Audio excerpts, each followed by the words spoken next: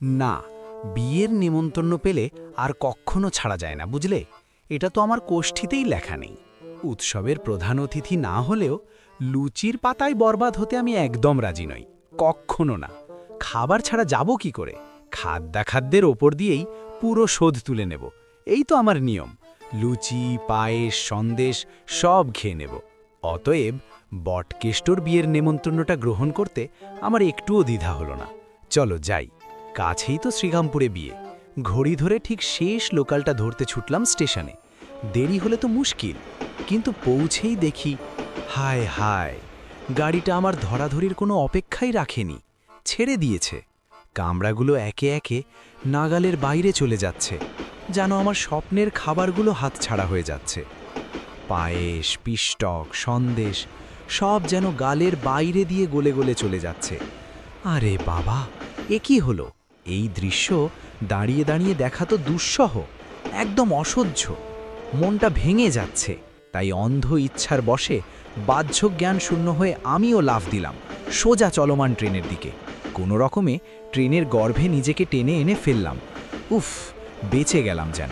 কামরার মধ্যে পা দিয়েই হঠাৎ চোখ পড়ল আমার পায়ের দিকে। আর তখনই, হ্যাঁ, আমার জুতো গেল কোথায়? আরেক পাটিটা কই আমার? এ কি হলো রে বাবা? বলতে না বলতেই অসংখ্য পাটি বেরিয়ে এলো, কিন্তু সব অন্যের মুখ থেকে। কি কাণ্ড! ও, আপনার আরেক পায়েও জুতো ছিল বুঝি? কিন্তু কই, দেখছি নে তো।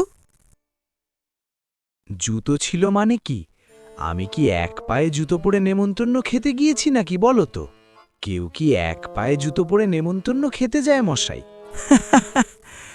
খাবেন তো মুখে, তার পায়ের সঙ্গে কি সম্পর্ক?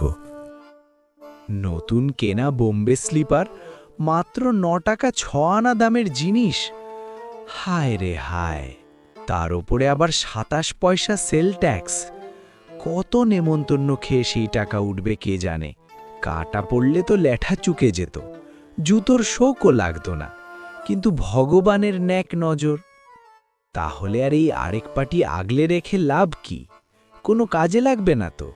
জানালা গলিয়ে আগেরটির অনুসরণে এটাকেও পাঠাতে যাচ্ছি, ফেলে দি। গাড়ির সবাই হঠাৎ হাঁ হাঁ করে উঠল। আহা, করেন কি মশাই? যাকে রাখো সেই রাখে, এই কথাটাও কি জানেন না? ফেলবেন না। প্রবীণ গোছের একজন ফোঁস করে উঠলেন, শরৎচন্দ্রের গল্প শুনুন তো। আরে শুনুন তো, শরৎচন্দ্রের নাম তো শুনেছেনই, সাহিত্য সম্রাট শরৎচন্দ্র চট্টোপাধ্যায়। তার একটা অদ্ভুত গল্প আছে ঠিক এই রকম জুতো হারানো নিয়ে। শরৎবাবু থিয়েটারে গিয়েছিলেন নিজের বইয়ের অভিনয় দেখতে। পালা শেষ হলো, উঠতে গিয়ে দেখেন পামসুর এক পাটি নেই, হারিয়ে গেছে। চারদিক হাতড়ালেন, কুশনের নিচে, চেয়ারের পাশে, কিছুতেই পাওয়া যাচ্ছে না। তাই যে পাটিটা ছিল সেটাকেই হাতে নিয়ে বেরিয়ে পড়লেন। বন্ধুলা অবাক। দাদা, আপনার জুতো কই? শরৎবাবু বললেন, চোর বেটা আশেপাশেই আছে, পুরো জোড়াটা হাতাবে না আমি? হাওড়া পুলের মাঝামাঝি এসে ভাবলেন চোর যদি পিছু নেয়, তাই ঘটা করে বাকি পামসুটা গঙ্গায় ফেলে দিলেন চোরকে কলা দেখিয়ে। পরের দিন শিশির কুমার এলেন, হাতে প্যাকেট। শরৎদা, আপনার হারানো পাটি পাওয়া গেছে। শরৎবাবু তো অবাক আর খুশি। বাহ, বুদ্ধি ছিল ভারী। এই গল্প শুনে আমি তো ভড়কে গেলাম একদম। মনে হলো আমার চটিটাও কি কোনো চোর হাতিয়ে নিয়েছে।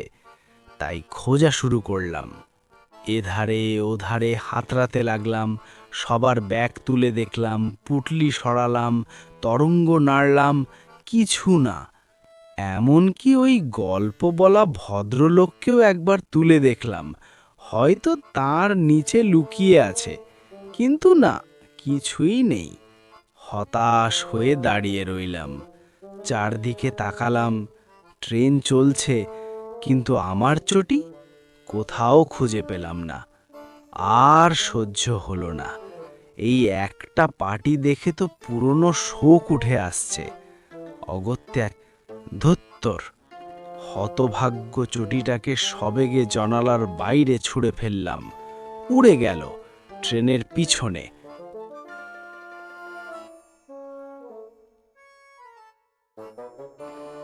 আসলে জুতোর সঙ্গে আমার ছোটবেলা থেকেই আড়ি, পড়লেই পায়ে ফোসকা পড়ে যায়, জ্বালা করে। তাই আধুনিক চটি এই স্লিপারদের সঙ্গে চিরকাল আমার ভালোবাসা ছিল। আরামদায়ক, সহজ। কিন্তু আজ কি হলো? এভাবে চটির সঙ্গে চটাচটি করবার কোনো ইচ্ছাই ছিল না আমার। কিন্তু কি করব, পরিস্থিতি এমনই। যাই হোক, শ্রীরামপুর স্টেশনে ট্রেন থামল। আমি নামলাম খালি পায়ে, মন খারাপ করে। ওমা,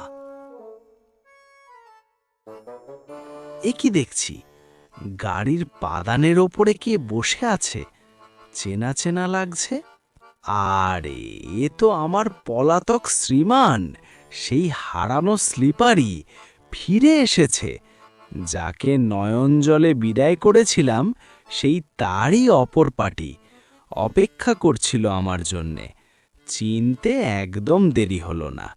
এই তো আমার চটি, ফিরে পেলাম। কি অদ্ভুত ভাগ্য! যাগ্গে, বিয়ে বাড়িতে তো পৌঁছেই গেলাম। জুতোর অভাব আর হবে না। আর কপাল থাকলে শরৎবাবুর মতো দামি পামশুও জোতে যেতে পারে, কে জানে। চটির সঙ্গে চটাচটি, আজ থেকে আরো গভীর হলো সম্পর্কটা। হা হা, শেষ পর্যন্ত একসাথেই রইলাম। না হারালাম, না ছাড়লাম। চটি আর আমি, এই তো জীবন। হারাই, খুঁজি, ফিরে পাই, আর হাসি। চটির সঙ্গে চটাচটি চলতেই থাকবে। হা হা হা হা হা হা হা। চটির সঙ্গে চটাচটি, শিবরাম চক্রবর্তী। চটির সঙ্গে চটাচটি, চটির সঙ্গে চটাচটি, চটির সঙ্গে চটাচটি। চটি হারালাম লাফ মেরে ট্রেনে উঠে। এক পা খালি, লোকে বলে এক পায়ে নাচো রে। চটির সঙ্গে চটাচটি, চটির সঙ্গে চটাচটি, চটির সঙ্গে চটাচটি। ধুত্তর বলে ফেললাম আর একটা, ভাবলাম বাই বাই। পাদানিতে ফিরে এলো সেই চটি, বলল, বাবু আমি তোমার বউই। চটির সঙ্গে চটাচটি, চটির সঙ্গে চটাচটি, চটির সঙ্গে চটাচটি।